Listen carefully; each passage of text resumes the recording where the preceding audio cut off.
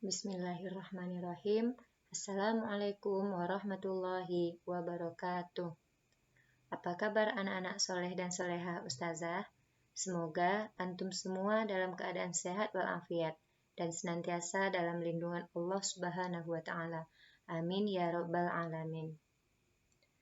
Alhamdulillah, pembelajaran kita kali ini yaitu tematik kelas 3 bersama Ustazah Rati Nofrianti. Adapun tema kita yaitu tema 2, menyayangi tumbuhan dan hewan, subtema 2, manfaat hewan bagi kehidupan manusia, dan pembelajaran 5 dan 6. Toib, sebelum kita mulai pembelajaran, marilah sama-sama kita membaca lafaz basmalah. Bismillahirrahmanirrahim. Adapun tujuan pembelajaran kita yaitu yang pertama, menyampaikan pesan dalam dongeng dan dapat menceritakan kembali isi dongeng yang dibaca. Kedua, memahami keberagaman karakteristik masyarakat. Dan ketiga, menggunakan sifat penjumlahan bilangan untuk menyelesaikan masalah sehari-hari. Baik, dari tujuan tersebut, apakah anak-anak Ustazah masih ingat dongeng itu apa ya? Ya, dongeng adalah cerita sederhana yang tidak benar-benar terjadi. Misalnya, kejadian-kejadian aneh di zaman dahulu. Dongeng berfungsi menyampaikan ajaran moral dan juga menghibur. Dongeng termasuk cerita tradisional. Untuk itu, mari kita simak dongeng berikut. Hari ini, Benny ingin bercerita tentang dongeng yang pernah dibacanya.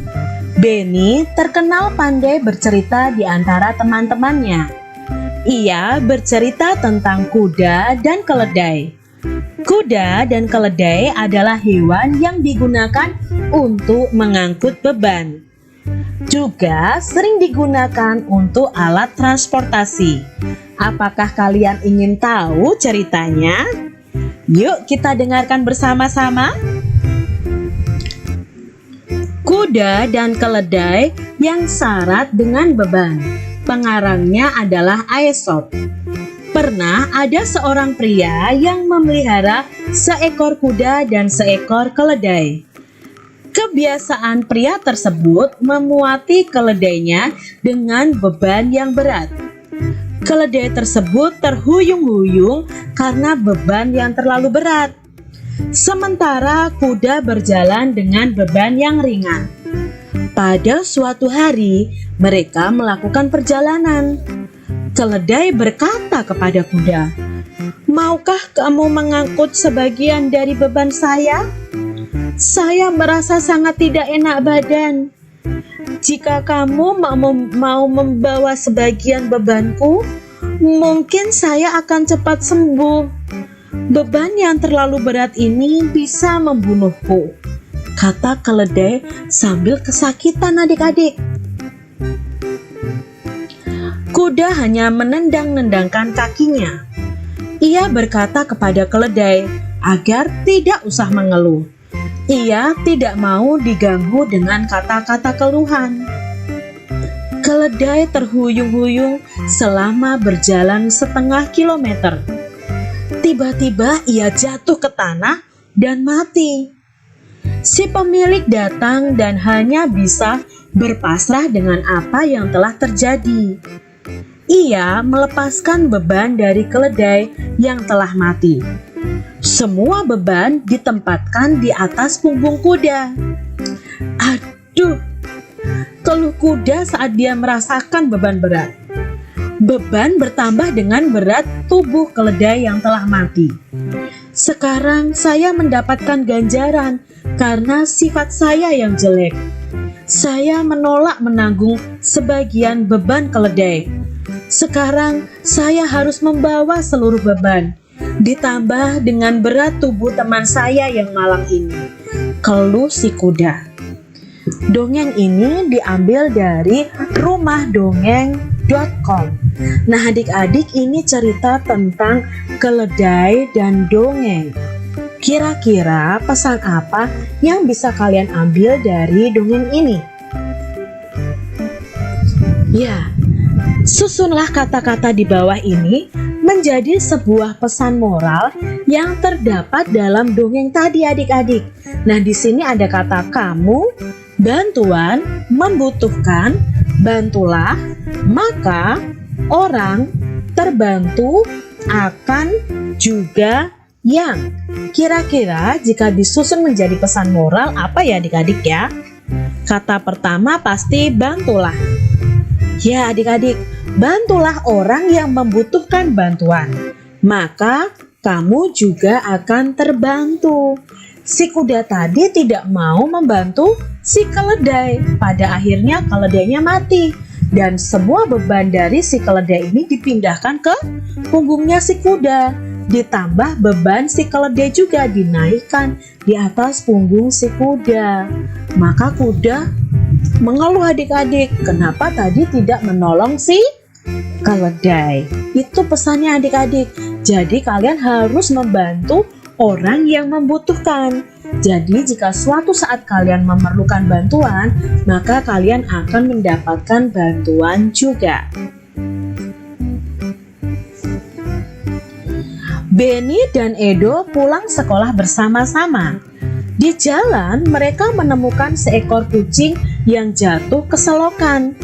Benny menolong kucing tersebut dan membawanya ke rumah. Edo tidak mau membawa kucing tersebut. Ia geli pada bulu kucing. Setiap orang memiliki sifat yang berbeda-beda. Dalam satu keluarga pun memiliki sifat yang berbeda-beda. Begitu pula dengan sifat orang dalam satu lingkungan tetangga. Nah, pada pembelajaran sebelumnya, adik-adik sudah menulis, mencatat tentang sifat dari teman-teman kalian ya. Misalnya kalian punya teman si A ya, misalnya temanmu namanya Andi. Oh, sifatnya dia itu suka membaca, orangnya suka menolong, orangnya gemar menabung, sayang binatang sifatnya. Bisa kalian ceritakan sifat dari masing teman-teman kalian. Di lingkungan sekitar rumahmu ada banyak tetangga. Setiap tetangga pasti memiliki sifat masing-masing. Coba adik-adik tuliskan nama orang yang berada di lingkungan tetanggamu yang memiliki sifat-sifat di bawah ini.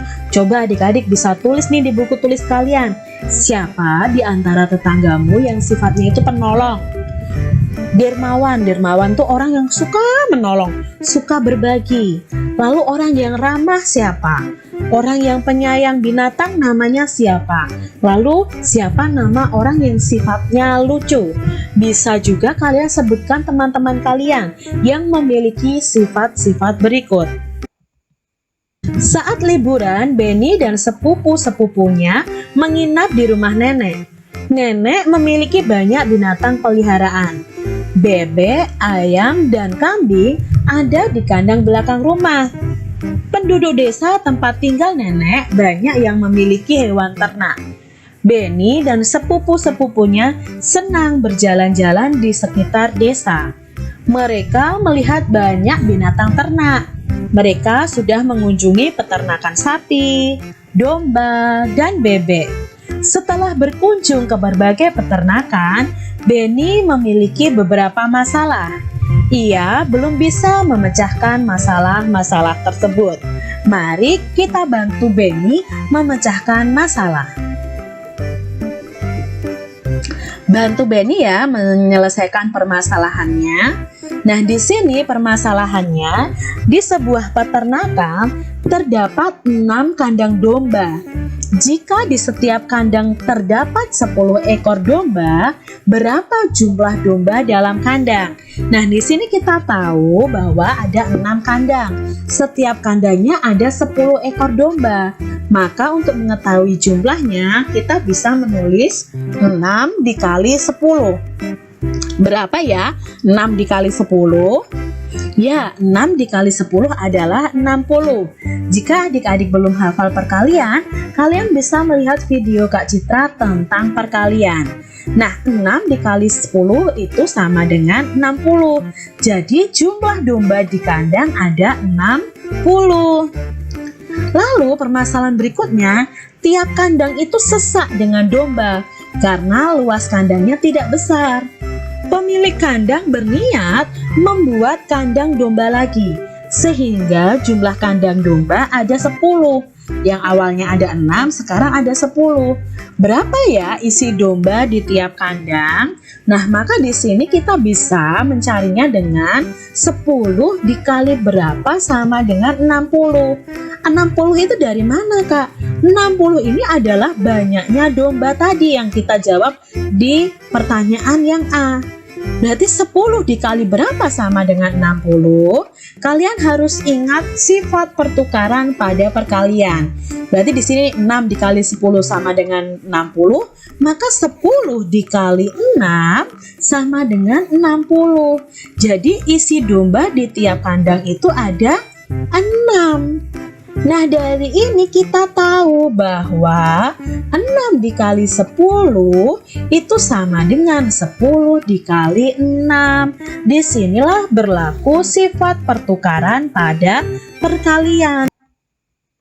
Nah, di kelas 2 kita sudah belajar tentang sifat perkalian, yaitu perkalian adalah penjumlahan berulang. Sekarang coba antum perhatikan gambar yang tertera, yaitu 3 kotak yang berisi masing-masing kotak ada 4 kura-kura, yang artinya 3 dikali 4 kalau kita jadikan ke dalam penjumlahan yaitu 3 kali angka 4-nya.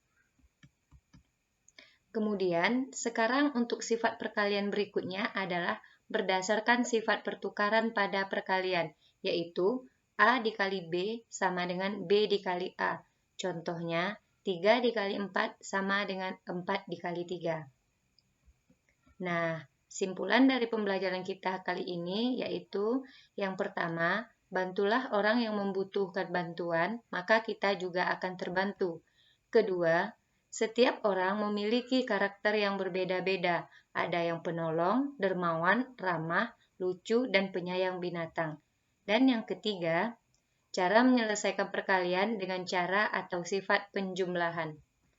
Nah, demikian yang dapat Ustazah sampaikan. Lebih dan kurang Ustazah mohon maaf. Dan Ustazah akhiri dengan Assalamualaikum warahmatullahi wabarakatuh.